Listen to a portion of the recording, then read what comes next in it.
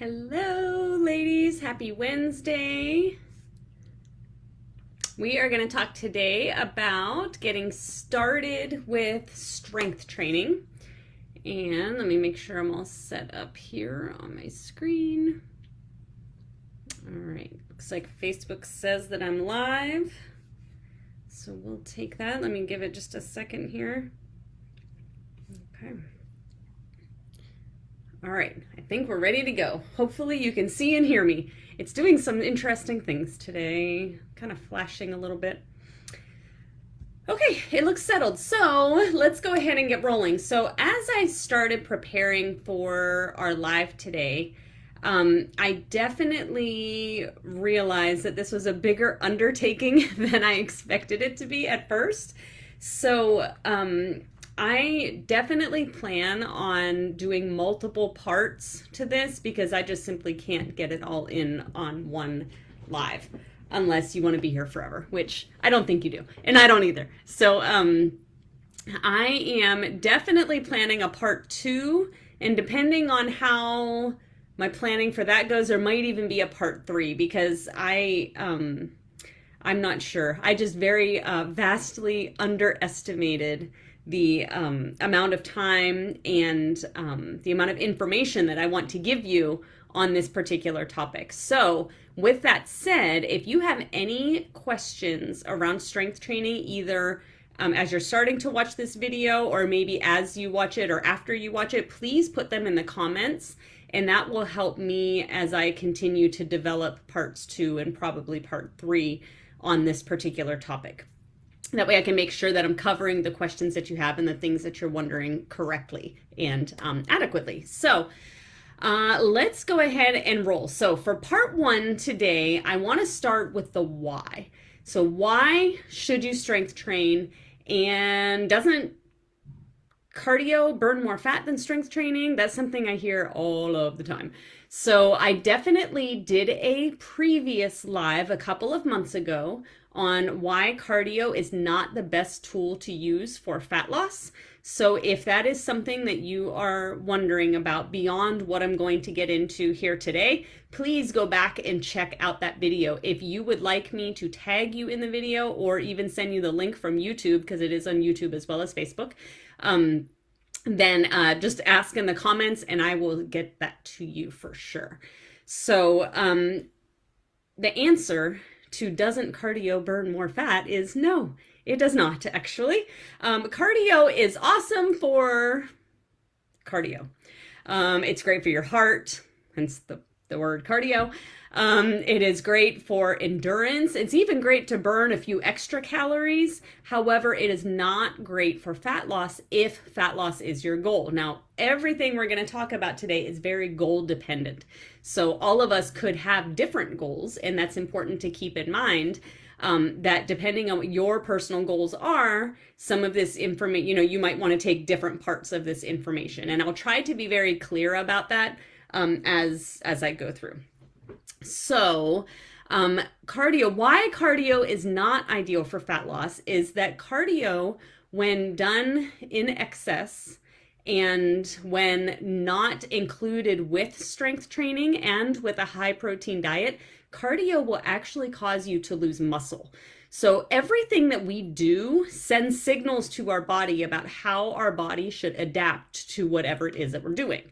So when you strength train, you are sending signals to your body that, hey, we need to get stronger. We need to build muscle. When you're doing cardio, you are sending the signal to your body of, hey, we need to be maybe lighter to be faster. We need to be able to go for longer periods of time, endurance. So when you are doing excessive or even not even excessive, but predominantly cardio as your main form of exercise, you're sending the signal to your body that you don't need to be strong. And when you send the signal to your body that you don't need to be strong, your body will start using your muscle for energy. And we don't want that. Most women who are exercising for aesthetic purposes, for appearances, to look good, the look we're going for is not the look of I don't have muscle. Whether we realize it or not, the look that most women are going for are a look of strength And we want curves, right? How do you think you get curves? Muscle. So what we don't want to do is any activity that's going to cause us to lose muscle, and that's what cardio is going to do. Now, this is not to say that I'm telling you don't do cardio. Don't go telling people that. I did not say that. But what I am saying is you have to include strength training along with your cardio and a high protein diet. So there is a phrase that is used a lot in the health and fitness world in general, and that phrase is called skinny fat. And skinny fat is the term that we use to describe people who appear to look at them to be thin, hence the first word, skinny, right?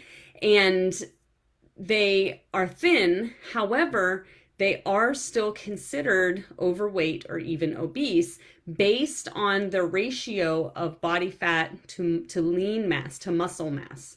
And so you will recognize a skinny fat person by someone who does a lot of cardio and they look very straight, right? If that's the way they want to look, if that's their goal, then great, more power to them. However, a lot of times we will see people, women in particular, will do a lot of cardio, a lot of running, things like that, and then they'll lose a lot of weight and they'll still not be satisfied with the way they look because they thought that they would look a different way. The image in their head is not the image that they're seeing in the mirror. And they don't have that toned type of look. That word toned, I hate that word, but that's the word that people use. It's because they don't have any muscle underneath their skin to give them that toned shape that usually women are often looking for. So it is absolutely possible to be what might be considered skinny to someone just looking at you, but also have a high body fat percentage because, again, it's that ratio of your body fat to your muscle mass. We don't want to lose muscle. Now, when I say cardio, I'm referring to running. I'm talking about biking. I'm talking to my HIIT cardio people. You like to do the boot camps and the Orange Theory and the HIIT classes, the high intensity cardio, where you might say, oh, but we use weights. It's cardio, y'all. Boot camps are cardio. You might have a dumbbell, but you're doing cardio. Strength training is not necessarily designed to increase your heart rate. Cardio is for that. Strength training is not that. And a lot of these classes try to blend strength training and cardio together. It's still cardio. So there's a very distinct difference between strength training and cardio. Don't get it confused. If you are going somewhere and you're dripping and pouring with sweat and you're doing it for 30 minutes at a time and you're jumping all over the place and your heart rate is going, it doesn't matter if there's a dumbbell in your hand, you are doing cardio.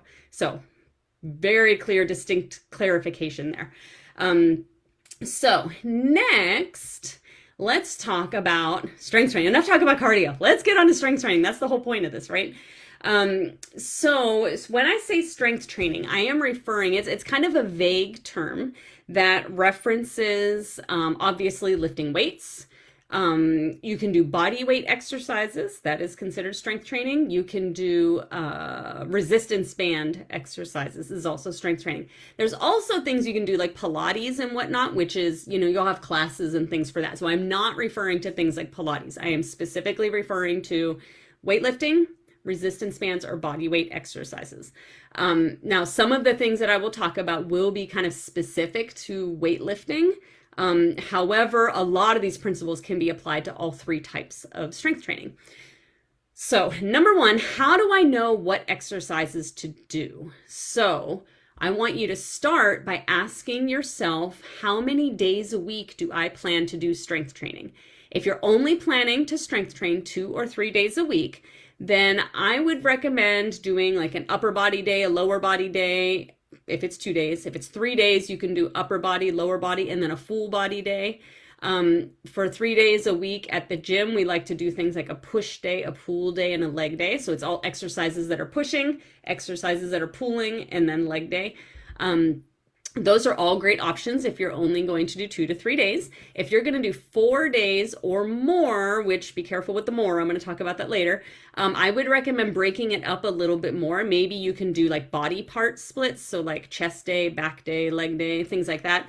You might also, if it's 4 days, you could do like upper, lower, or a combination of things like that. I would definitely not recommend for 4 days to do all full body days. You want to make sure that you get enough recovery. And this is where I said a second ago about doing more than 4 days. A lot of women, in particular, guys don't do this as often. Women will work hard. We are hard workers, y'all. And I know a lot of women who will do 6-7 days a week, and then they don't understand why they're not making progress. You're doing too much. The magic is in the recovery. If you're not allowing your body and your muscle to recover and heal and grow, you're not going to see progress. So when you're lifting, or when you're strength training in general, you are damaging your muscle. That's the whole point. We're trying to damage the muscle. It sounds negative, but it's a good thing. We're trying to damage our muscle.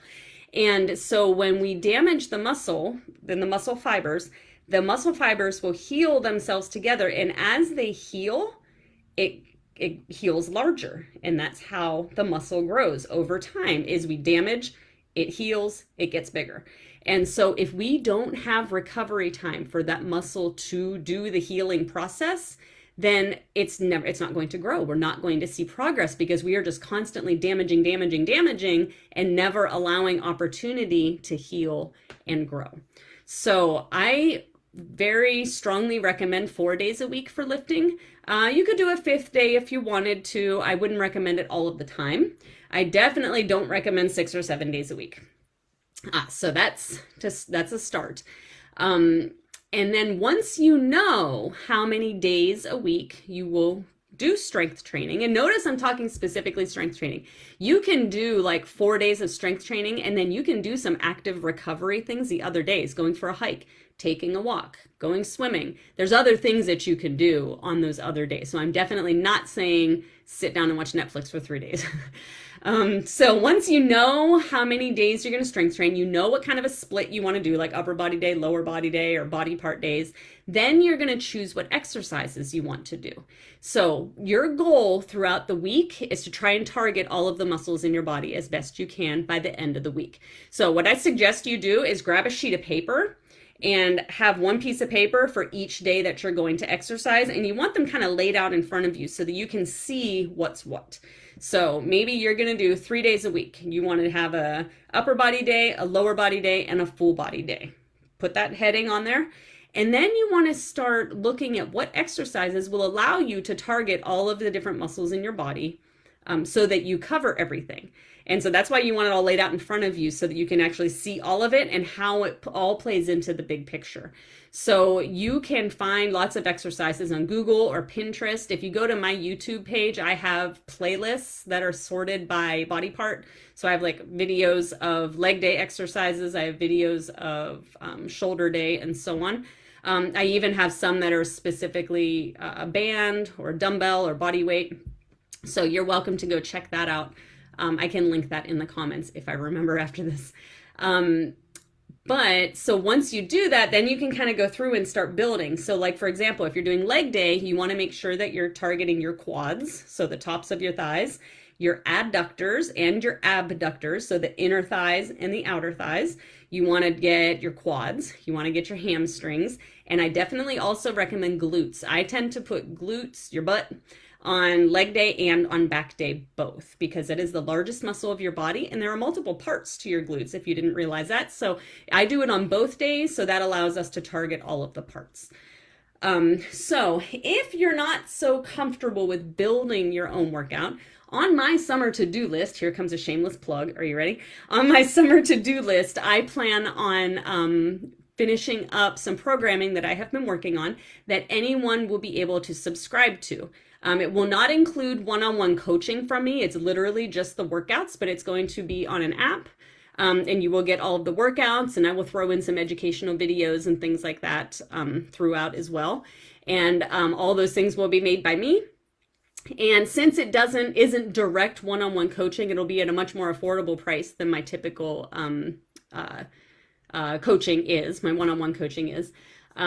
So I would love for some of you to test it out for me, to try it out once it comes out. I will be sure to get that information out to you once it is complete. I want to get multiple cycles of it finished before I release it. So I will let you know when that's ready to go.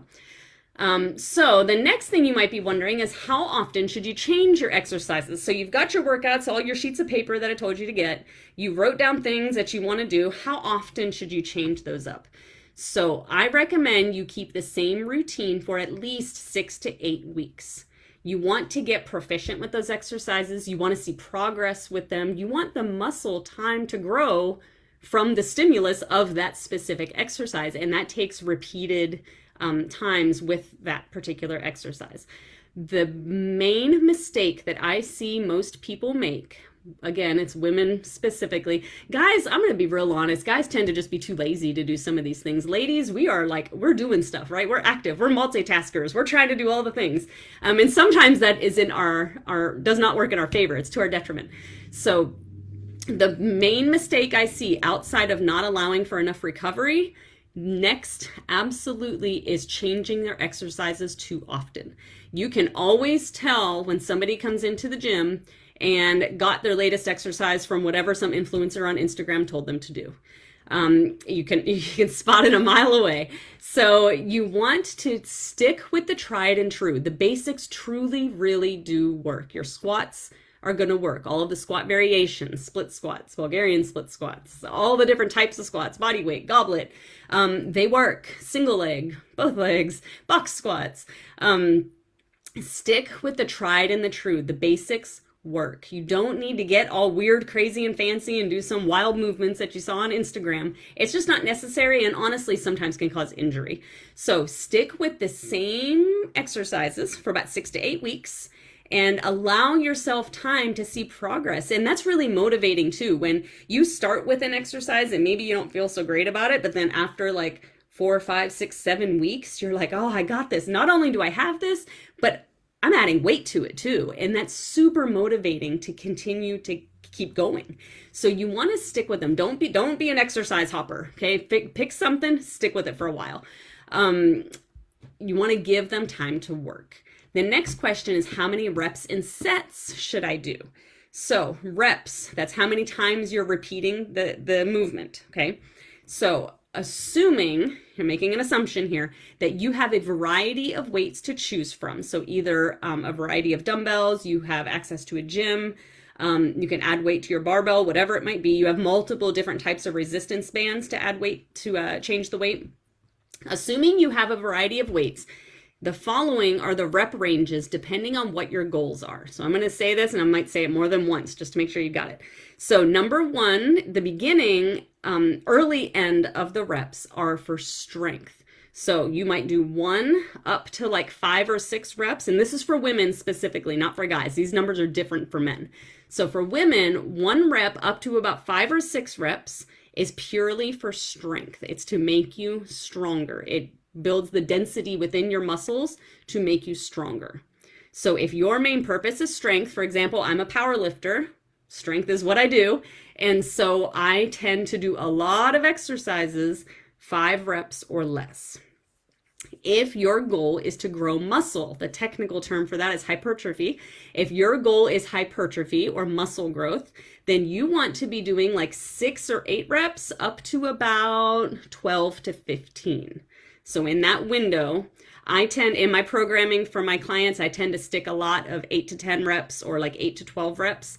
That is the muscle growth rep range. And then finally, over 15 reps is more for muscle endurance. Now, that is not to say you're not going to get stronger if you're doing 8 to 10 reps or over 15 reps. Sure, you can get stronger and you can grow muscle and things. So all of these kind of relate, but it's sort of like primary and then secondary. So like the primary is strength for the low rep range. In the middle, the 8 to 15 rep range, that's going to be more for muscle growth. And then the over 15 is going to be primarily muscle endurance. Here's the caveat. At those ranges, you need to have an appropriate amount of weights so that you can make it hard for you. If you are getting to, like, let's say it's my programming and I've asked you to do 8 to 10 reps. If you're getting to rep number 10 and you feel like you can still keep going for a bunch more, you need to add weight. Your weight is not heavy enough and it's not going to induce muscle growth. So like if all you have is a 5-pound dumbbell, doing a 5-pound dumbbell for 15, 20, 25, 30 reps, at some point it isn't really going to do much for you anymore. So this is called progressive overload. You want to always use progressive overload to continue to grow and build your muscle. So you want to have a variety of weights. Now there's other things you can do for progressive overload, like change the tempo, like how fast or slow you lift the weight. But that's for another live. We're not going to get into that today because this is already going way too long. So that's 1 to 5 or 6 is for strength, to purely get stronger. Yes, you can grow muscle there too, but the primary is stronger.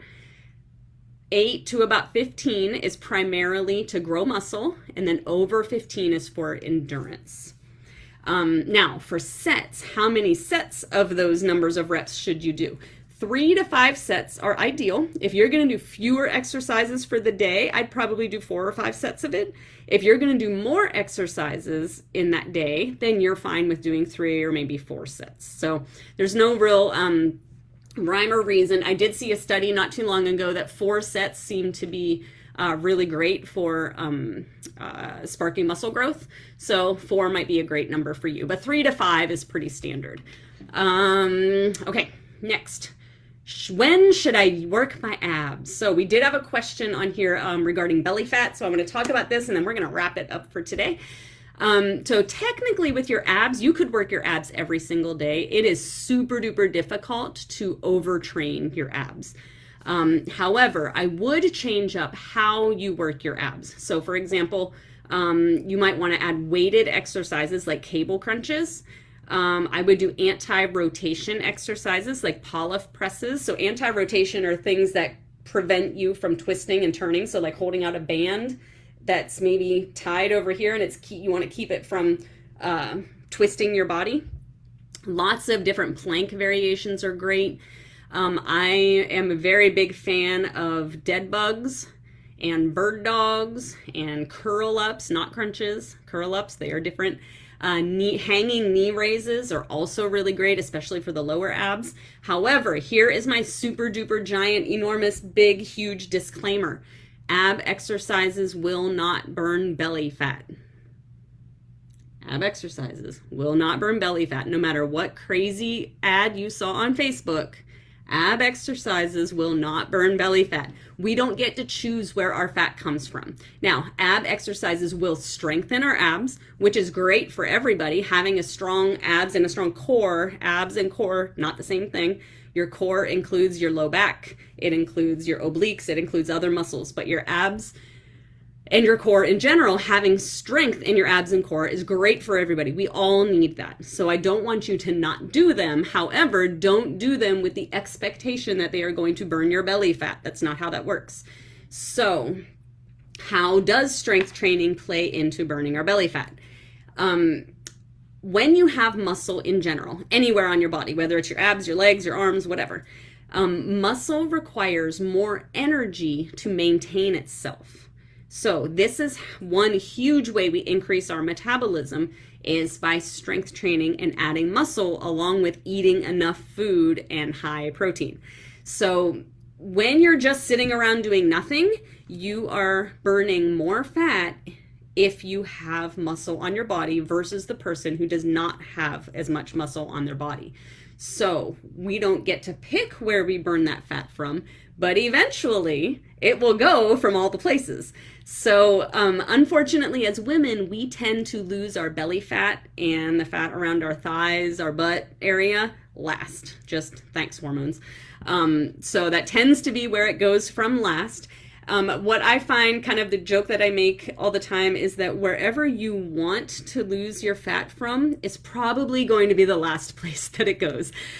So for example, I was not terribly interested in losing this fat. Okay, I was cool with my boobs. I wanted them to stay there. However, as luck would have it, the weightlifting gods decided that would be the first place I would lose my fat from. So my boobs shrunk before everything else shrunk. And so, that's just the way it goes sometimes. So some of you might have similar experiences, but a lot of times the muscle we need to work the most when it comes to fat loss is our muscle of patience, unfortunately. So just building muscle in general will ultimately lead to us burning fat everywhere. Another note about belly fat is estrogen dominance and high cortisol. We have got to make sure the hormones are in check. All those HIIT classes and things I mentioned earlier, all the too much cardio I mentioned earlier, spikes cortisol, and excessive cortisol does lead to belly fat. So make sure you're eating some carbs after all of your workouts. Carbs stem the cortisol response and stop cortisol. It's like a signal to our body. It says, hey, I'm no longer stressed and I'm no longer exercising. Stop working. Okay, so make sure you get some carbs along with some protein after your workouts, as soon after your workouts as you can. But also handling stress correctly and not doing an excess of HIIT and cardio will also help with cortisol, which will help with belly fat. So hopefully that answers that question. I did actually have more I want to talk about, but we are going on forever. I need to stop. That's why I said I got to split this up into multiple days, because it's just too much. Let me know what other questions you have down in the comments. If you have any similar experiences, anything you want to share, whatever, I would love to get y'all interacting a little bit more in the group. And I'm going to schedule right now, as soon as I turn this off, I'm going to schedule our part 2 of getting started with strength training, where I'm going to talk about warm-ups, stretches, cool downs, and I have a handful of other questions too in mind. But if you have any specific questions that you want to know about, please put them in the comments and I'll be sure to get those into the next round of lives that I do on getting started with strength training. So I hope that you found some of that helpful. Please, please, please tell me what you think in the comments. Any questions you have, any other ideas for lives later, I would love to hear what you got. Otherwise, I hope you have a great rest of the week. Have a super awesome Wednesday, and I will see you next week.